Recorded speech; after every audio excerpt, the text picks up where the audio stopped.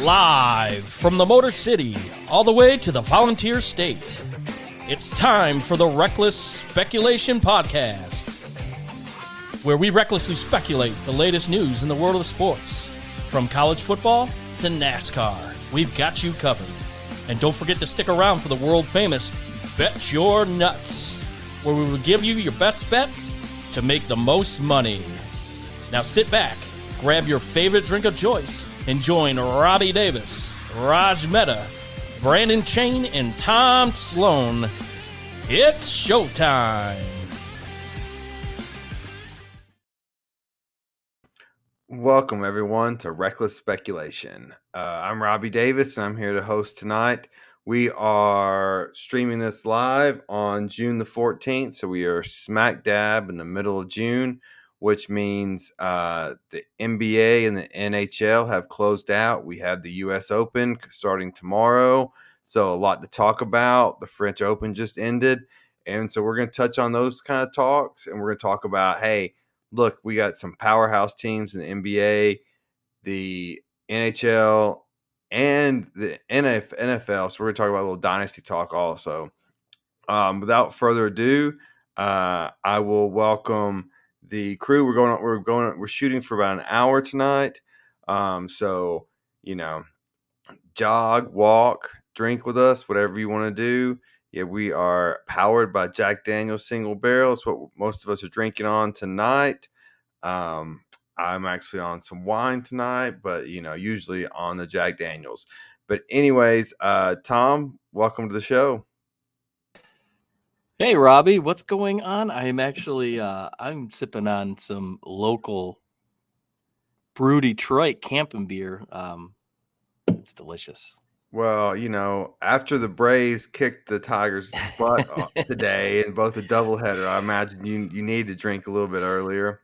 Well, that team is a AAA roster at best. They gave him hell. It was both games were pretty close at the end, but yep, the Braves sweep the doubleheader. I was saying earlier, you can see I'm in long sleeves. I got my air conditioning fixed finally, so getting to live a little bit of joy now. Brandon Chain, welcome to the show. How you doing, fellas? I'm sipping on a little Jack tonight, so getting pumped up for this vacation. Got an early flight in the morning, so don't want to keep it too long. 5:10. What time's your flight in the morning? 5:10 in the morning. Oh man. Yeah. And this should be a topic one day. What is your flight making percentage? The older I get, the more it drops down. And anything earlier than 7 a.m., it's at best 50-50 for me. Wow. I've never missed a flight. I don't know, in my blood, I guess. Me neither. I'm always early or on time, so 2 hours ahead. I missed 3 on my bachelor party. Well, I'm not surprised. I'm not surprised. I'm convinced New Orleans doesn't have an outbound airport. Like, you can just get there. There's no way to get out. As usual, Raj is late, but before we get started, we want to thank our sponsors, C&W Construction. And there we go. Look at those fine houses. They do porches, they do remodels, pools, a little bit of everything. If you want it, they will build it. Then also we have Davis, Kessler & Davis, a fine law firm, fine establishment. We also do a little bit of everything. So if you're in trouble, if you're a kitten that gets arrested, we will help you out. But no, anyways, guys, so we just wrapped up the NBA Finals. Denver won 4-1. Obviously, they'd be an 8 seed, but they went. Don't let the win over the 8 seed confuse people. They went through a gauntlet, beating the Suns with Kevin Durant, beating the Lakers with LeBron James. Brandon, where does this team stack up against some of the recent Finals winners? And we'll start with that. Where does this team stack up? Man, impressive. It was an impressive season, and fully healthy.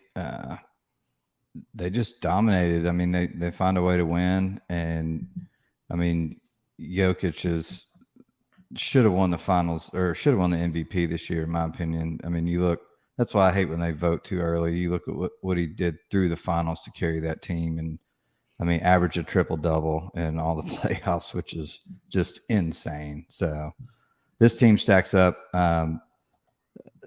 there with some of the greats. I mean, just the domination they had, and the opponents they faced to get there. So well done, Denver. Tom, and let me ask you a little bit about that, about as far as this team goes, this Denver, essentially a powerhouse right now. They play in the oddest time zone in the continental United States. And are they kind of like the Spurs to you? That's what it reminded me watching them. Are they comparable to the Spurs? Are they better? What'd you think about this Denver team? I think that's a really good comparison. Mm-hmm. You look at the Spurs. What was their foundation? It was Tim Duncan. And then it just kind of branched out from there. And their bench was solid. Great coaching. I think that's a fantastic comparison. You got Jokic, you got Jamal Murray. Those two are your catalysts. Those are the guys that are going to drive everything home. And then you have your Porter Jr. and Aaron Gordon, who I don't think Aaron Gordon gets enough credit that he deserves. He was an absolute beast in that second half, specifically the fourth quarter in Game 5 on the glass. And when they needed a basket, Miami was kind of going on a run. Gordon kind of just shut it down. So I just think, you got Brown coming off the bench, Caldwell Pope. It's a very balanced team. And that's one word that I will describe them as, a team. Previous championship winners, it's been LeBron. It's been one guy that kind of it spearheaded the whole thing. This year, I mean, if I could go back to my Pistons in 2004, won it. I mean, that was team basketball. Denver, this is about as close as we've seen since the 2004 Pistons, the 2005 Spurs. So, yeah, I mean, it's unusual in this day and age of NBA basketball to see a team dynamic like them to play defense and it just both sides of the ball. It was awesome. As somebody that's kind of shied away from the NBA, like myself, I was tuned in just because just the way that they play team defense, the way they they play it the right way, if I can quote Larry Brown. It was just really good to watch. Rich says, "What's up, fellas? Hey, Rich, how are you?" This run, the more I looked at it, and I don't remember what they did the first round, but they went 4-2 over the Suns with an all-time great Kevin Durant, swept the Lakers with all-time great LeBron and AD, and then went 4-1 in the finals. That's 12-3 over the last 3 rounds of the NBA playoffs. One loss at home. One. Well, yeah, like that reminds me of Tom brought back the 2004 Lakers. This reminds me of I think the Pistons. 2002 Lakers, maybe, that they lost the one game to Iverson in the finals. I think that was 2001 or something like that. This was a dominant performance, and Jokic is he's Shaq-like right now. Mm-hmm. Right, Brandon? Mm-hmm. He is. He's unstoppable, but in a different way. Yeah. He can body people and get down there, but he doesn't always just come over the top and dunk over you. Like, I don't even know if I've ever seen Jokic dunk, to be honest. He's just got this this great little hook shot or fadeaway. Like, I mean, he shoots the ball so soft, it hardly bounces off the rim. It bounces around and finds a way in almost every time. But he can body you and take you all the way down and either make the basket himself, or he can dish it out to Murray, who drains a three. So it's so dominant. Is it weird to say like some kind of mixture, like, and this could be hyperbole, but it almost feels like a Magic and Kareem kind of mixture of like he can play point guard if you want him to. He can't. His shot doesn't get blocked. It's just this weird thing of he can just always score. Tom, what do you think about that? Is that crazy to come? I mean, those are two of the greatest players of all time, but it looks like they had a baby and that's what they spit out. Yeah, I mean, if you see a lot of, especially that second half, he had the ball at the point, at the top of the key. He was kind of directing traffic, and there was one play specifically in game 4, I believe, where he had the ball, passed it in, came back out to him, and it looked like he was going to shoot it, and he just fluck his wrist, and there was Gordon. It was like an alley-oop pass. I mean, what he's able to do on the basketball court doesn't make sense for a guy. What is he, 7'6", 7'4"? Regardless, he's like Brandon said, he's got soft hands, and his basketball IQ. He always knows where everyone else on the court is, and he just, for a center, it's awesome to watch. Actually, what I think for the NBA, a good thing, and we talked about like post game, like he doesn't seem like he doesn't want to go to New York, doesn't want to go to LA. Like he seems super content. Like I'm cool. Where like I just want to like I have a life. I get paid to play basketball, and that's what I do. And then once that's over, I'm going. My job, our job is done. We did our job. Here's a clip. This clip here demonstrates Jokic in a nutshell.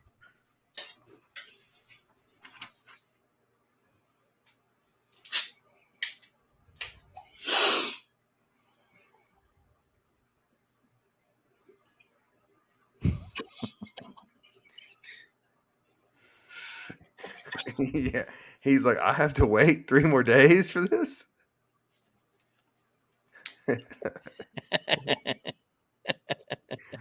I mean, that's awesome. That's just him in a nutshell. Raj, thanks for being on time. What are your thoughts on the finals? I mean, what did you guys cover already? Pretty much the obvious that we covered everything except for what your thoughts on the finals are. Oh boy. I mean, it's just Miami plays the highest percentage of zone in the regular season and in the playoffs. And in Jokic, you have the best zone breaker. For those that don't watch a lot of basketball, a guy who can kind of get in the middle of the free throw line and make everybody collapse, make other dudes, double, just kind of cause chaos. He is the best zone breaker of all time. You've got a guy that, again, with Miami, some of their biggest wins were just total anomalies. Games like in game 2 when they shot 49% from 3. Miracle performances against the Bucks in games 4 and 5, go on and on and on. They did the best they could, and they hung in there. Even in an ugly, ugly game like the last game, Denver was just the overall better team, and Denver played like ass. They shot like 5 of 28 from 3 or something. They still win. Overall, as a team, you're looking at a team that killed them on the boards.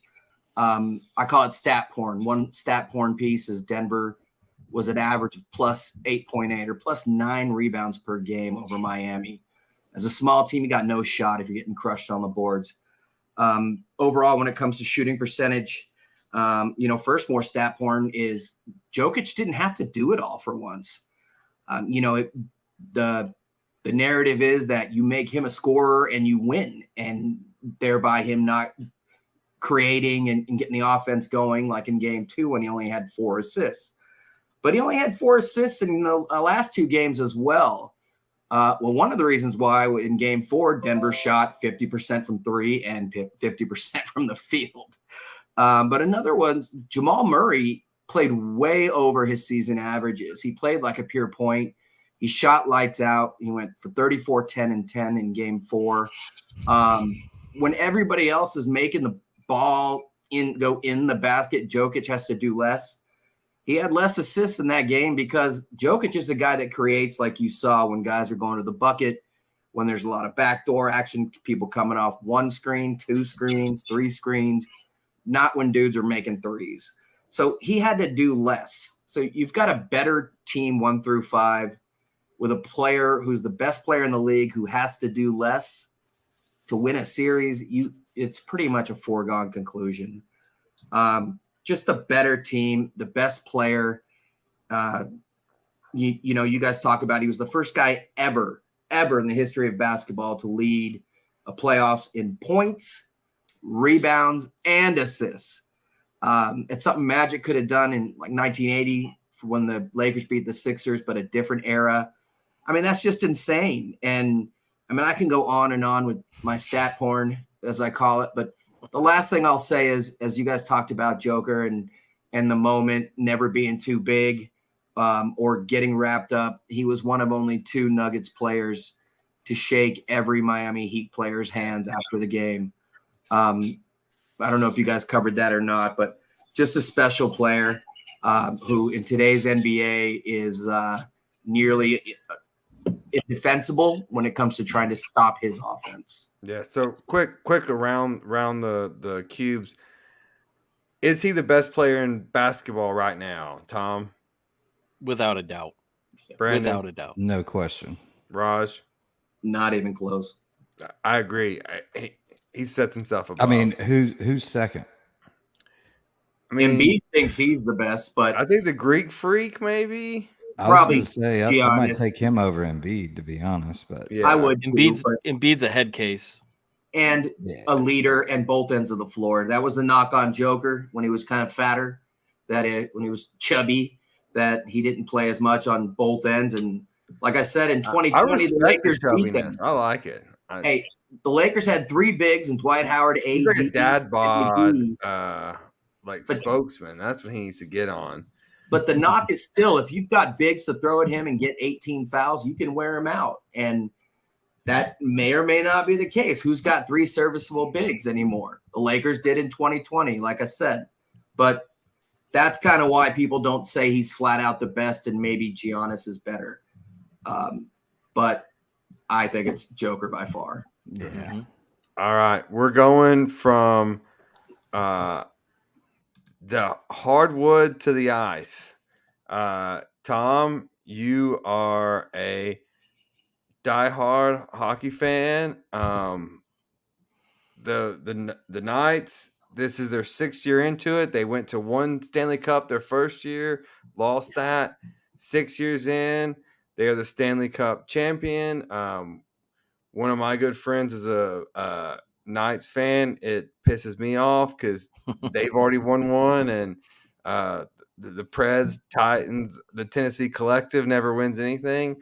What'd you make of this run? I mean, talk about the Florida run, and then the Knights eventually ending it. Well, the Florida run was, first off, it was unexpected, being that they had to fight their way in the last 2 weeks of the season to actually get into the playoffs. So, but then once they got in, the old adage, the hot team coming in really gets far, and they did. They kind of steamrolled their way right through the playoffs. And so unexpected, but the way they were playing in comparison to everybody else, they wanted it more. And Vegas they're built. They're solid, and we'll talk about them later in the show. Potential, dynasty in the NHL. Yeah. Who knows? But you have a team that's loaded. You can put 4 lines on the ice. They all can score. You have a goalie who turns out and it started the season as their 4th option in Vegas. He comes in the quarterfinals to come in for an injury, and he absolutely steals the show. I think he could have got the Conn Smythe, but you just had a team that was just dynamic and a lot like Denver. They were just better at all facets of the game, and Florida they just couldn't keep up. And it came out yesterday that Matthew Tkachuk played with a broken sternum, and there was 3 or 4 other guys that had broken bones and separated shoulders that never missed a game.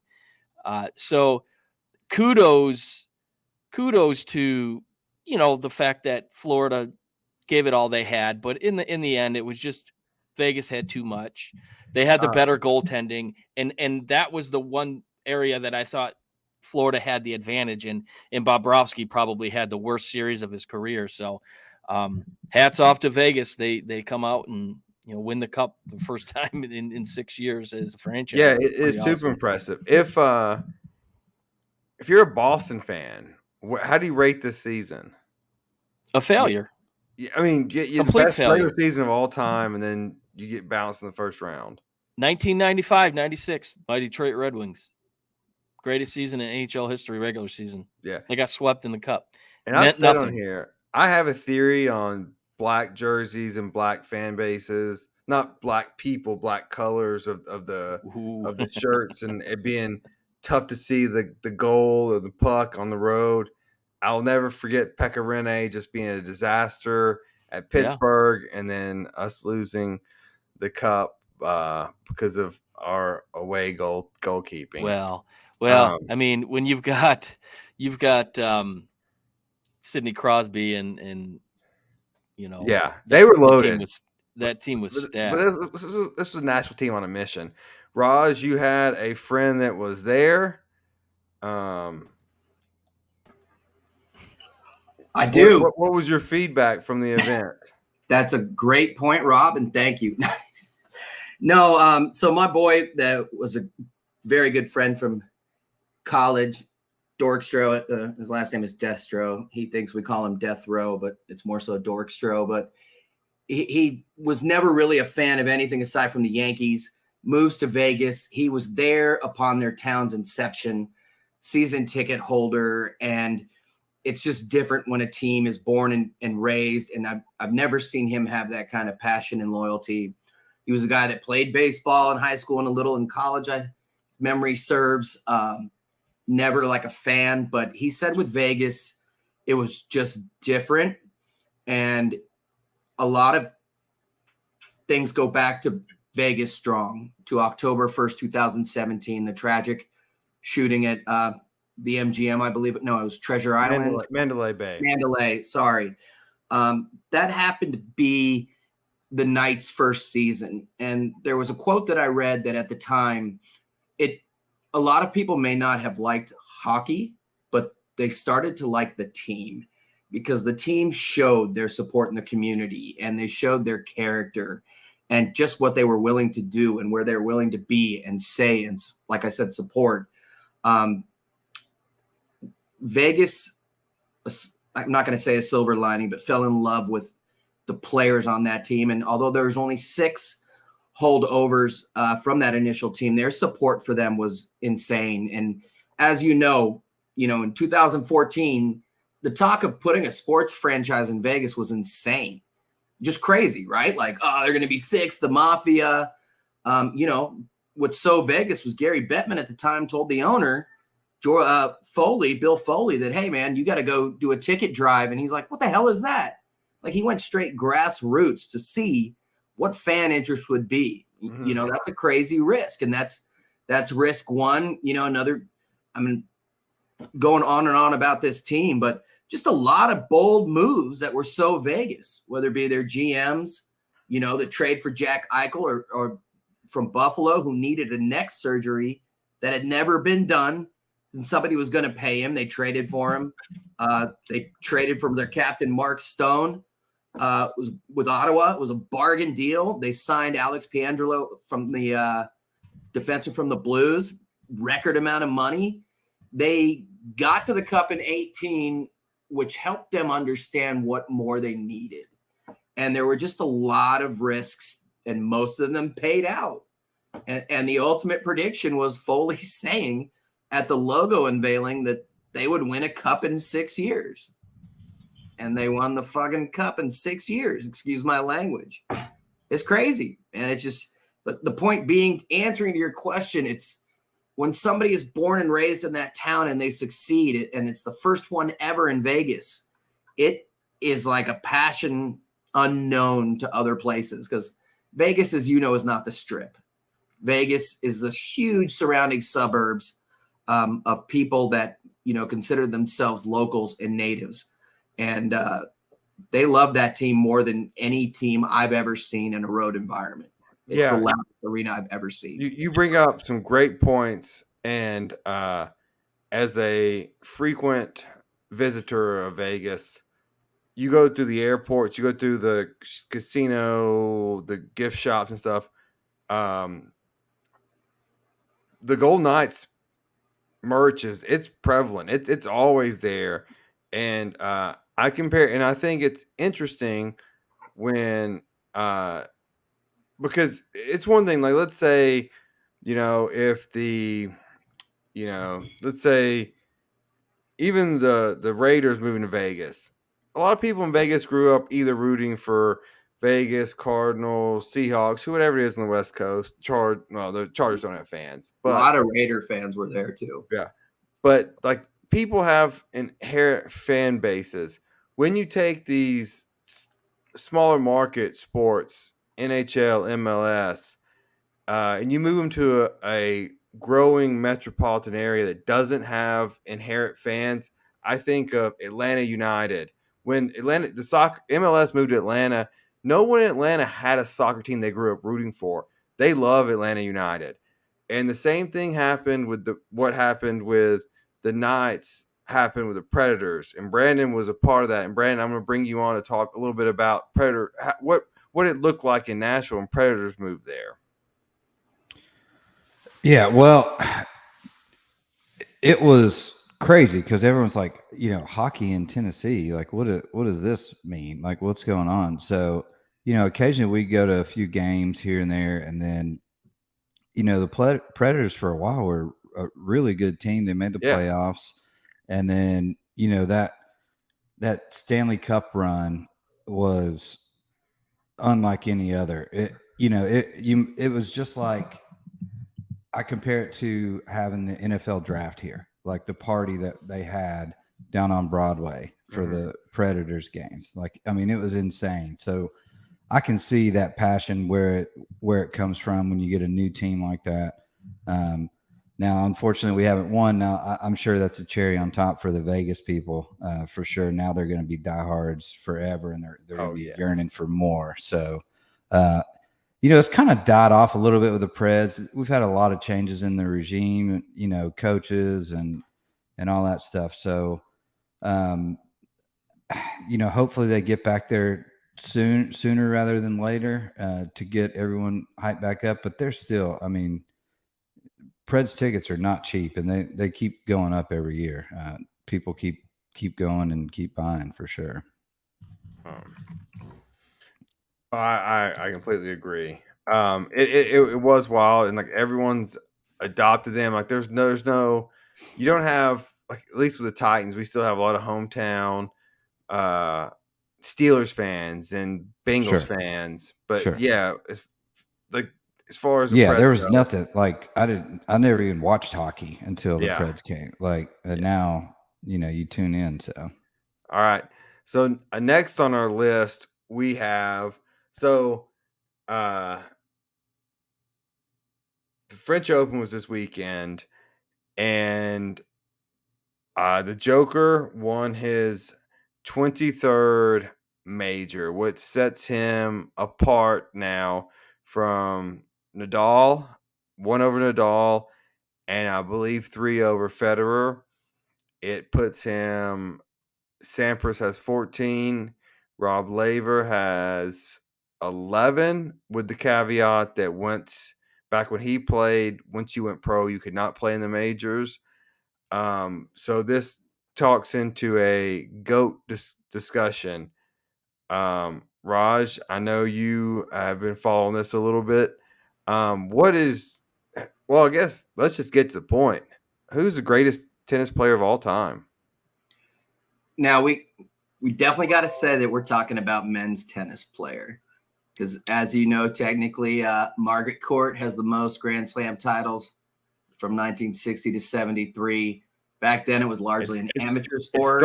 She has 30, right? Something like that. And most of hers were in her native Australia, and most players didn't travel to Australia, 60 years ago. But yes, men's tennis, yes. Men's tennis, yeah. Yeah, I mean, you nailed all the numerically. It's Djokovic head to head.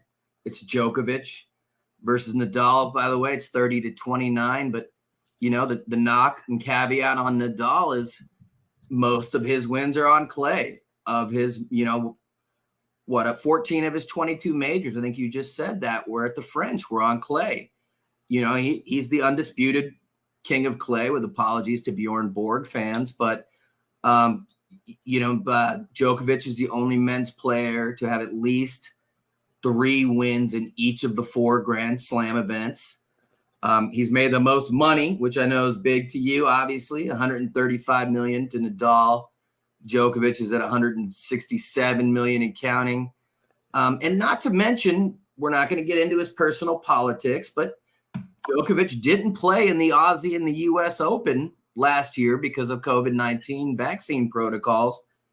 And he's got 2 more Grand Slams on grass, his favorite, coming up this year. So you're looking at a dude, and I've actually got a question for you after this, but who is 36, but, is going to win a lot more and probably can get to 30. Now, my question for you, who is more know about modern tennis than I do for sure, is, do you think his build and style of play has correlated to, his injury history versus the other 2 biggies in, the big 3? And do you think he can hit 30 because of that in his style of play? Yeah. So this is where eyes and facts seem to diverge for me. So like watching tennis and watching them at their best in their prime, I would take Nadal just because I like the way he plays, like the lefty, the strength, the power.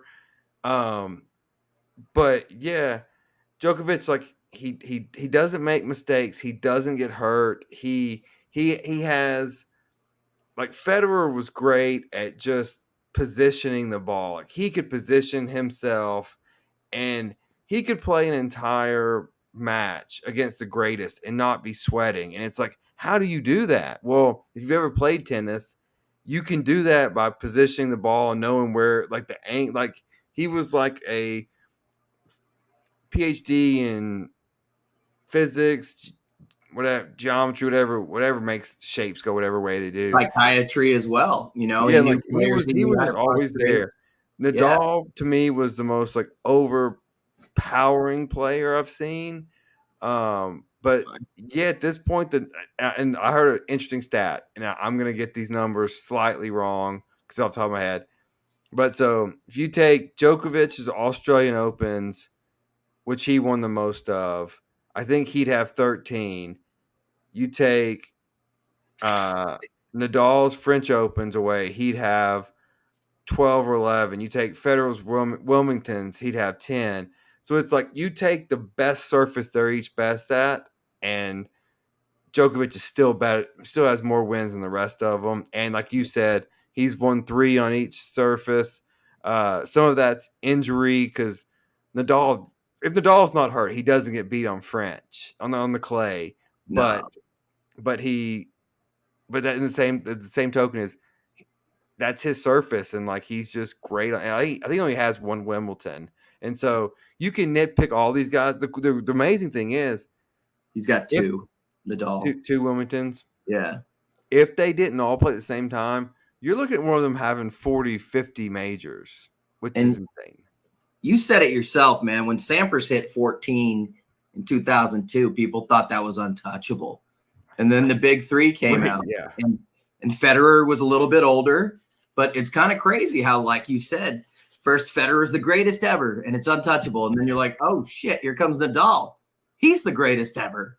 And then there's the guy that's the sure and steady, the guy that makes mistakes, Djokovic, and now he's the greatest ever.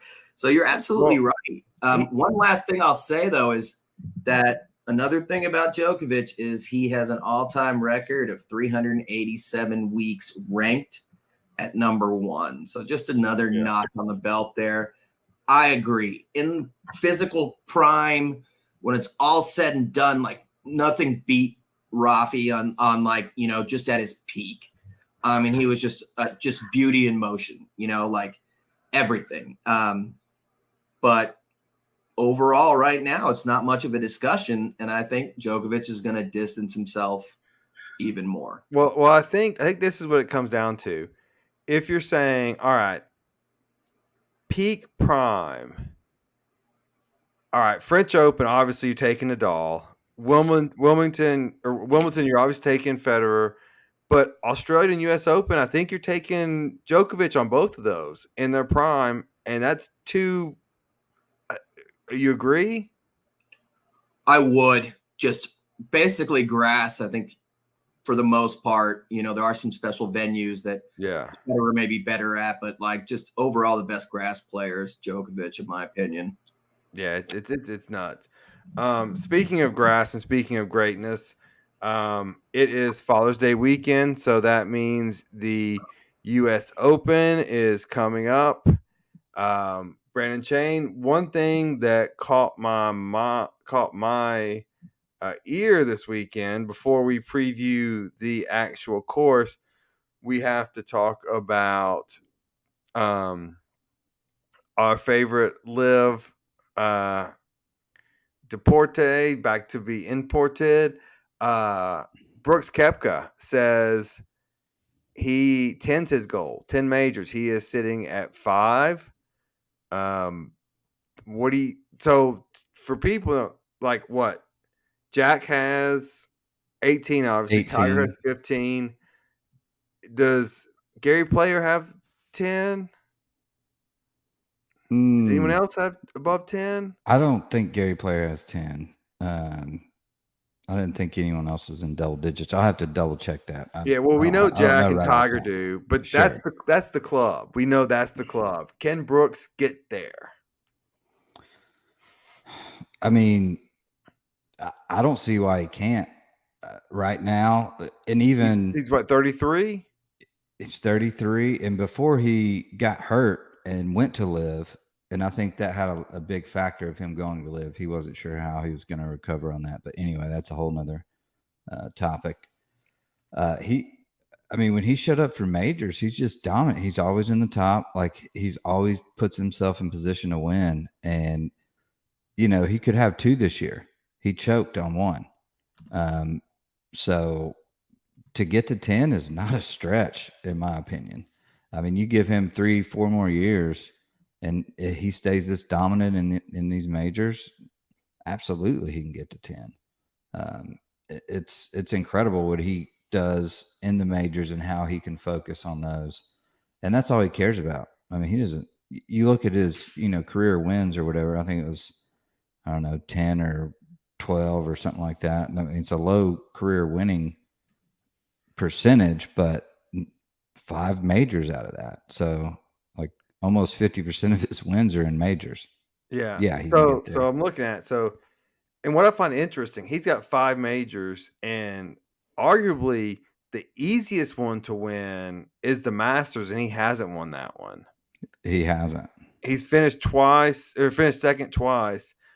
And that's the one you can play. The older you get, the more you have a chance to win that one, as opposed to the rest of them. Right, because it's always at the same spot. Yeah. He's finished top 4 in the Open Championships. He has 2 U.S. Opens, 3 PGAs. I'm with you. I think if anyone of this group, this generation, get to 10, he's the one that can, because he's just that good at majors. Like he just it's annoying. He just comes to play. Like, he just flips a switch, man, and he's always right there. And I'm like, how in the hell does he do this? It's unbelievable. But he's got that second gear that he hits in majors, and dude can win.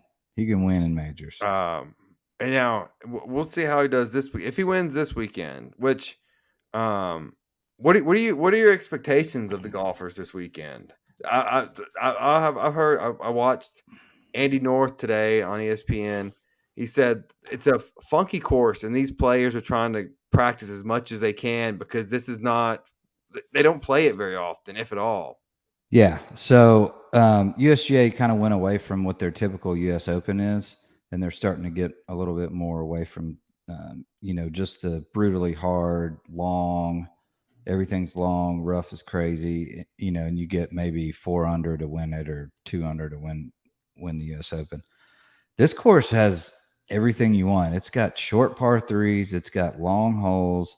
There's scoreable holes. There's brutally hard holes. I think Rom might have said it best. He said, the hard holes are probably harder than your average U.S. Open. He said, but the easy holes are probably easier than your average U.S. Open. So there's scoring opportunities there.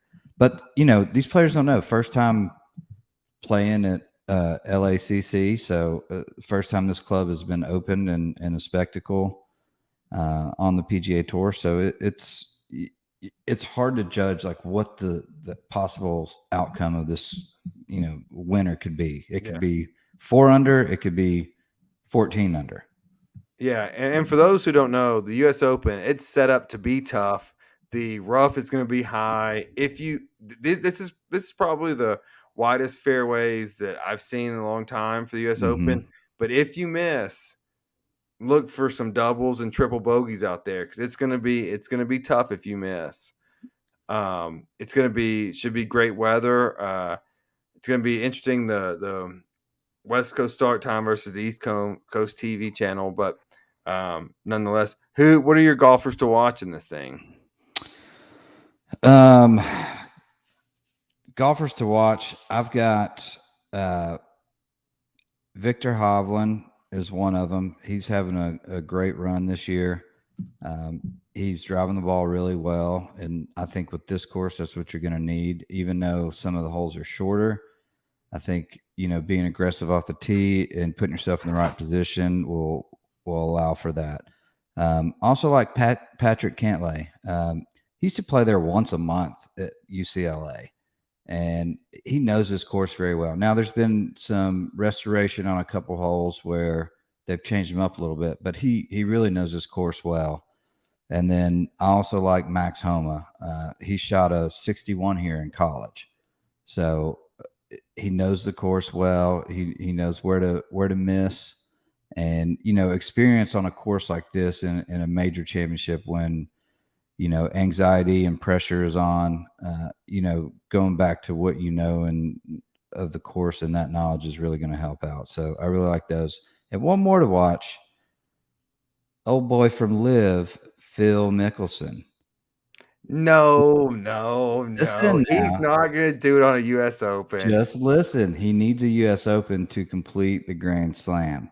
So you don't think he's focused. He's been playing well this year. He's finished pretty well in the majors.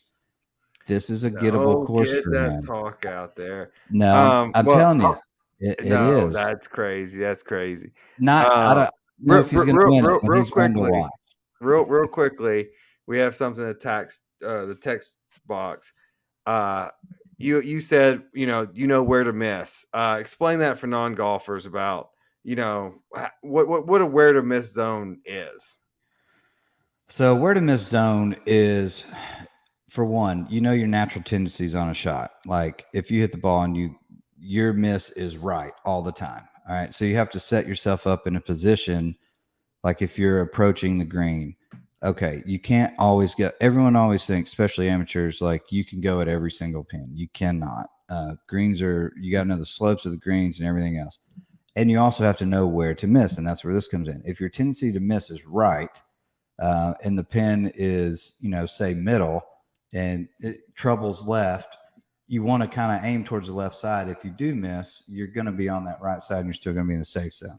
And just knowing the course and knowing where there's mounds and trouble, or if you hit it left side of the fairway, you're going to be behind a tree that's going to hinder your approach shot, or just things like that. So you got to know where to miss. You really have to think your way through a golf course. You can't just go out there and for our degenerates that are watching, it's kind of like being at a blackjack table. You got to know when to not take a bus card. So exactly, you can you can stay, survive to play, and see what happens. You don't have to hit on every. You don't want to bust and then ruin a good. Well, hand. and if you get yourself in trouble, you have to know when to take your medicine and just try and get out of there with a par and not a double bogey. So and these guys are good at that.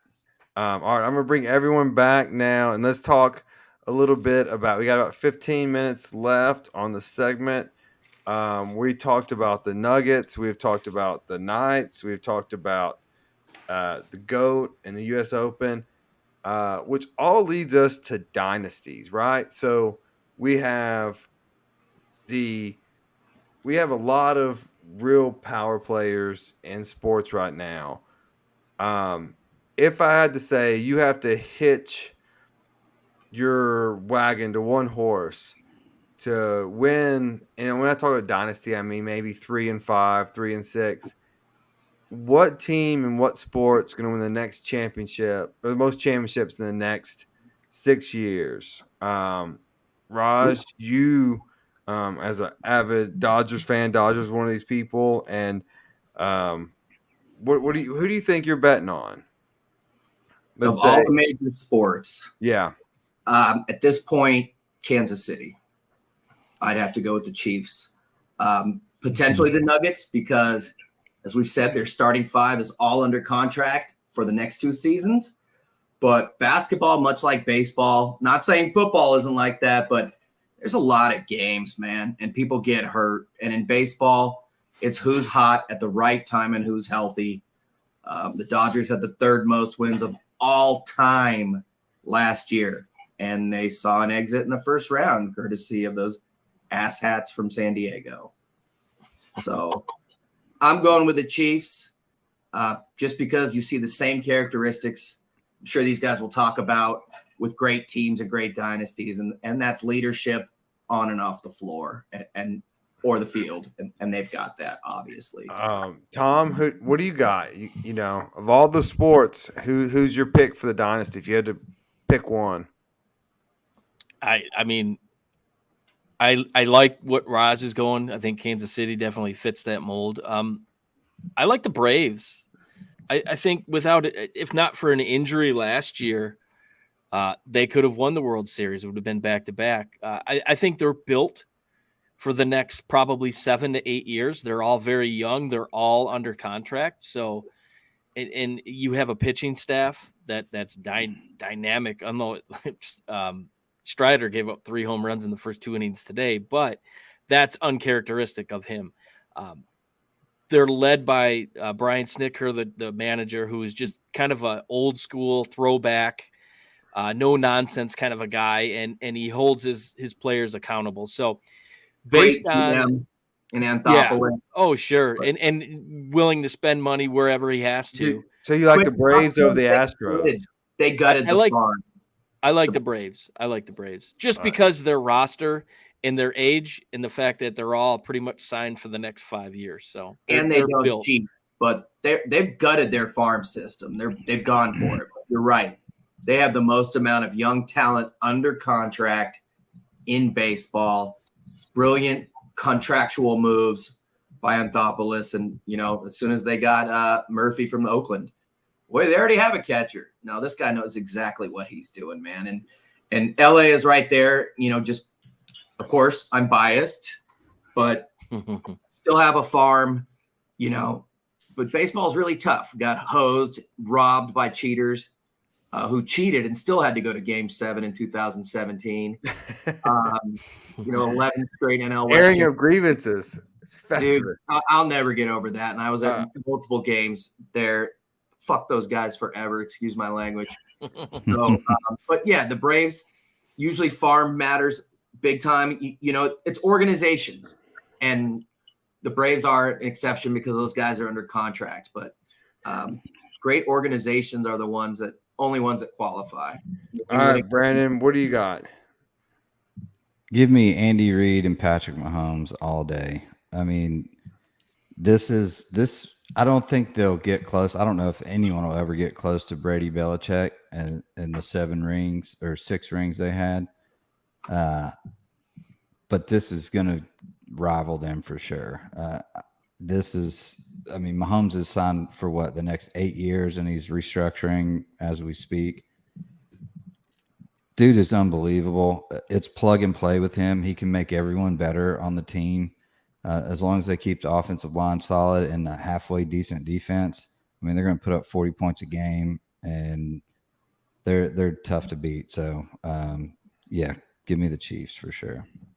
I don't disagree with any of y'all's picks. Obviously the Chiefs, you got the best player, probably the current best coach actively or currently right now with the talent he's got. But man, the AFC's loaded. And there's landmines everywhere. Tom, I agree with you. The Braves, they're stacked. They have pitching, outfield players, position players. I think I'm going with what I just saw, and I hate to be prisoner of the moment, but man, Denver looks locked and loaded, and the West is crumbling. The Lakers probably have another year. The Clippers are a mess. Phoenix, who knows what they're going to do. I think I like the Nuggets to win. Maybe not repeating like that. I think they win the most in the next 6 years. Raj mentioned in the chat the Tampa Bay Lightning. I think they were. I think their run is probably over with now. But the last 5 years, there hadn't been a more nasty. Just they went 2 or 3 cups. Just 3 straight finals, back-to-back cups. But I agree with you. Much like New England and Golden State, it's probably their best days have passed them by. Yeah. All right. So briefly, guys, we got about 8 minutes left. DeAndre Hopkins, obviously, traded from Houston, didn't fit in Arizona for whatever reason. He's looking at the Titans, the Patriots. Where do you see him fitting? And Brandon, I'm gonna start with you. Do you want him as a Titans fan? I mean, could he make us better? Absolutely. He could, but would we make that extra stretch to win a Super Bowl? I don't think so.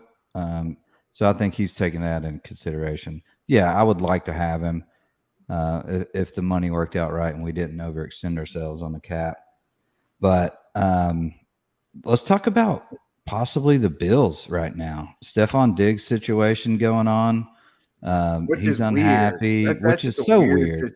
Situation. There's got to be something with him and Josh Allen potentially going on. So, you could bring in somebody like that to just get Diggs back on track and really help that team. So I could see that happening.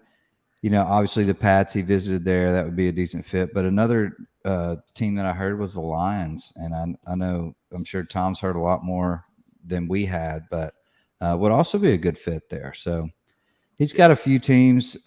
There are some ready. Obviously Chiefs, everyone's heard that. But Chiefs would just dominate again if they threw D-Hop in there. I mean, they could make freaking anybody look good. They made over there, Juju Smith-Schuster look good.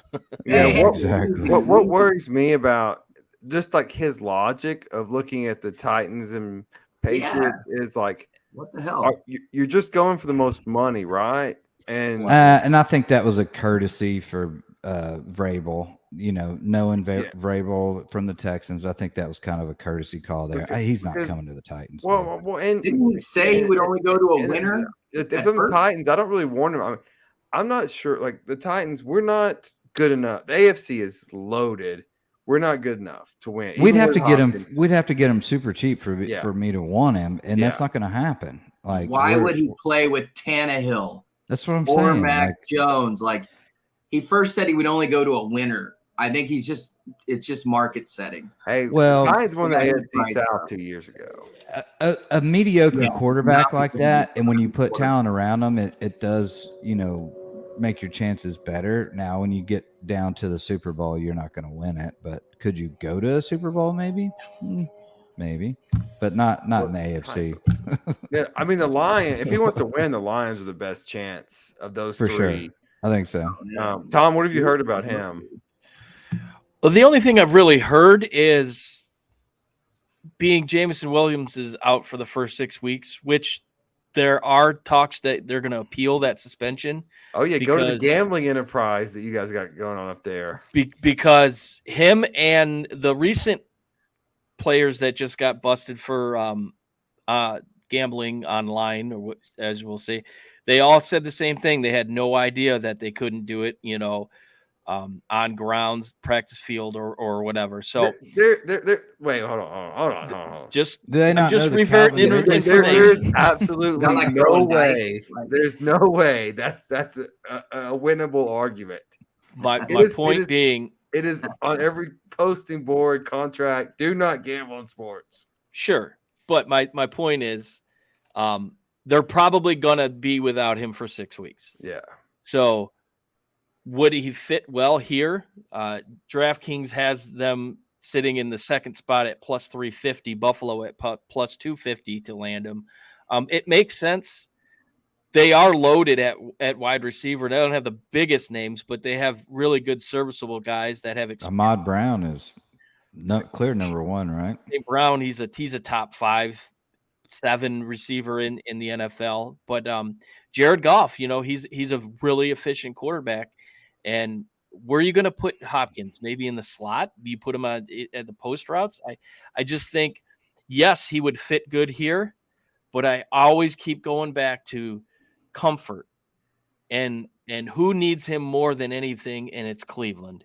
The comfort level with Deshaun Watson, and Cleveland needs a playmaker. And they're sitting in the third spot at plus 400. I think that's the one place that makes the most sense. Actually, They'll give him a adding him to guaranteed that $50 circus million would a be kind year. of funny. What's that? So adding him to that circus would be kind of funny. It would, yeah. He'll get like guaranteed 50 a year if he goes to Cleveland. Sensibility, though, I think it's Cleveland. Would he look good in the Honolulu blue and silver? Absolutely. I would not be disappointed. All right, boys. It's time to make these kids some money. So we are heading to world famous bet. It's time for Bet Your Nuts.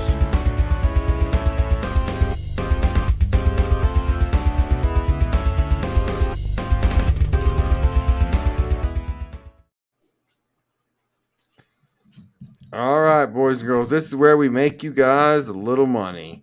We can't guarantee anything, but I mean, pretty sure. So we have the U.S. Open this weekend. Obviously, we have the race going on. We have, I guess, there's baseball and who knows what else. Tom, you ready for your pick? Yeah, I'll go U.S. Open here. I like how Rory played last week. He seemed to really stick it. He started really good, kind of slipped away, and then really kept it along with the pace. I think a lot of the talk negatively from some of the live guys will motivate him. He's sitting at plus 1,600. Give me Rory McIlroy to come home with the U.S. Open. All right. Rory coming home to the U.S. Open. Roz, what do you got? Not much going on in my world. I guess I'm going to go with my Dodgers. I'm going to take the game just started, but the over-under tonight is 8. And even though Kershaw's on the mound, I'm taking the over. I think that he tends to sometimes not show up against crap teams, but also Mike Clevenger's picked the long-haired moron that was on San Diego last year, is pitching for the White Sox. And that guy is straight up ass. So I'm expecting LA to hammer the ball tonight and to get 8 on their own. So, yeah, I'll take the over, even though Will Smith isn't playing because it's Kershaw and he only lets Austin Barnes catch, who sucks. 8. Yeah, so because NASCAR does what they do, there's no race this weekend because of Father's Day. So, happy Father's Day to all you fathers and stepfathers and all out there. But I think I'm gonna take Koepka 11-1. I mean, I just like him at majors. That's good odds for me. So that's who I'm going with. Brandon? Not bad. As you know, just like NASCAR, typically when you bet on a guy or somebody to win it, you usually take a handful of them. So I'm gonna give you a rundown of a few that I like, and then I'll give you my best bet for the tournament. I'll do like Scotty. He's first in everything, first in the world, first in everything except putting. If he finds a way to putt and make putts this week, Scotty Scheffler will walk away easily. Love Victor Hovland here. He's at plus 1,200. Max Homa, as I said before, he played in college on this course, shot a 61. Almost the course record, I think, is a 59. So that's pretty good for him. He's got a lot of potential there. Patrick Cantlay, plus 1,600. Like him. Cam Smith, again, if he can drive the ball well, Cam Smith is great in majors as well. He's at plus 2,500 for a reach there if you're feeling lucky. My favorite bet is Justin Rose, plus 150 to make the top 20. Rosie's been playing great all season, especially in majors. He's finished no less than top 14. I don't think he'll do any less than that either. So get a little plus money there for a pretty sure bet on that one. You can't sprinkle out all these big money bets and then tell us to lock in a plus 150 bet. Well, yeah, you throw little money and sprinkle out everywhere, and then you hammer the plus 150. You were just reading the spread, the gambling sheet. I'm reading what I wrote down on the players that I like. He's even got that typed. Look at that. Yeah, look at that. Brandon, that's impressive. Thank you. Well, he's leading the field in AI print. right now. Okay. All right, boys. Well, Brandon's going to be on vacation next weekend, so it may just be the three of us. We'll see how it goes. And then, so final thoughts. Brandon, we'll let you lead since you're leaving next weekend once we get this promo going on. Final thoughts. Dominant in both finals. I mean, almost to a point of boredom.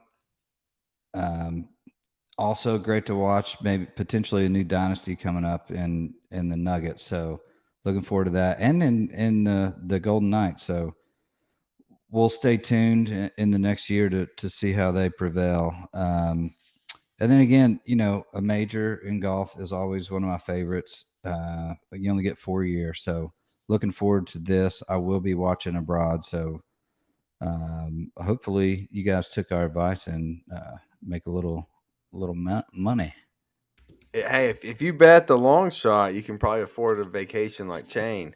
Well, enjoy your vacation. We will see you soon. Raj, bringing up to you. What are your final thoughts? Man, in a country of basically 6 million, maybe 8.5 million if Kosovo is included, how about Serbia with the two jokers, D Joker and Djokovic? I'm confusing myself here. Djokovic and Jokic, just two all-time greats. Most notably this year, the two numbers that stick out the most, like I said, aside from the 23 Grand Slams with D Joker, is 387 weeks at number one, easily an all-time record, just insane. And then with Jokic, it's just the beginning.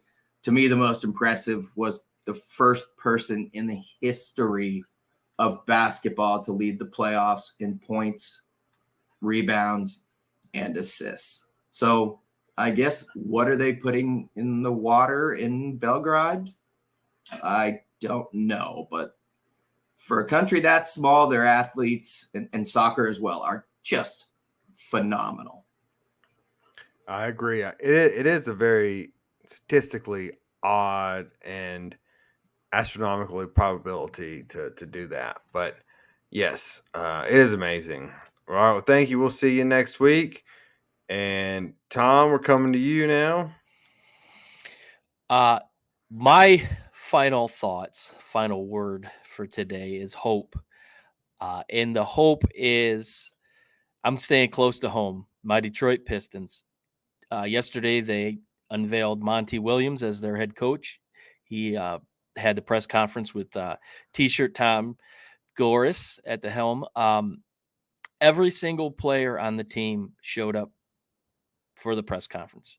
I thought that was really special, really cool notion, and it showed not only the coach, it just showed the organization that these players are ready to do whatever it takes to get this team back to where it was years ago. So I'm really hoping. I love basketball. I love the Detroit Pistons. I think this is a great coach.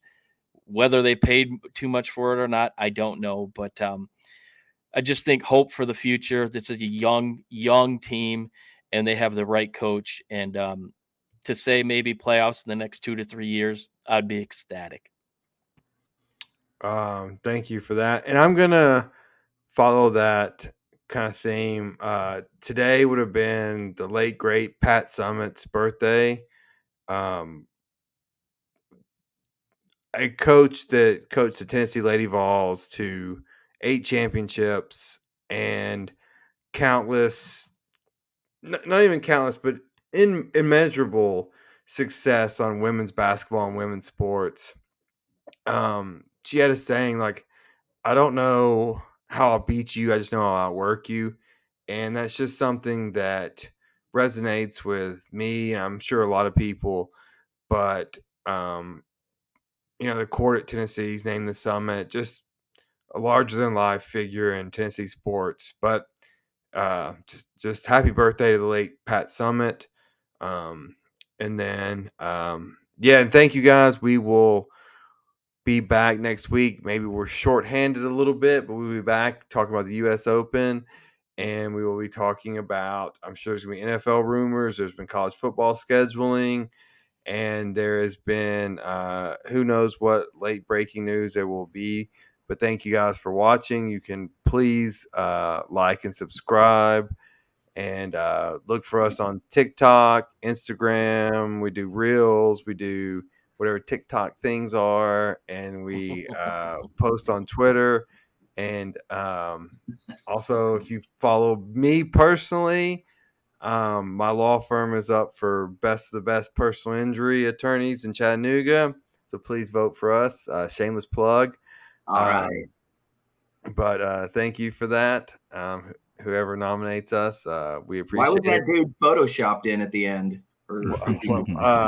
He's like our cat. He's like, so we have the cat, and then we have the imaginary attorney. So the imaginary attorney has to represent the cat. I'm going to call him Mittens from now on. Yeah. You can't take yourself too seriously these days. Well, thank you guys for watching. Yep. Thanks for listening to another episode of Reckless Speculation. Don't forget to follow us on Facebook, Twitter, TikTok, and YouTube searching Reckless Speculation. Catch us on Apple Podcasts, Spotify, or wherever you get your podcasts. We look forward to catching you right here next week with another exciting episode of Reckless Speculation.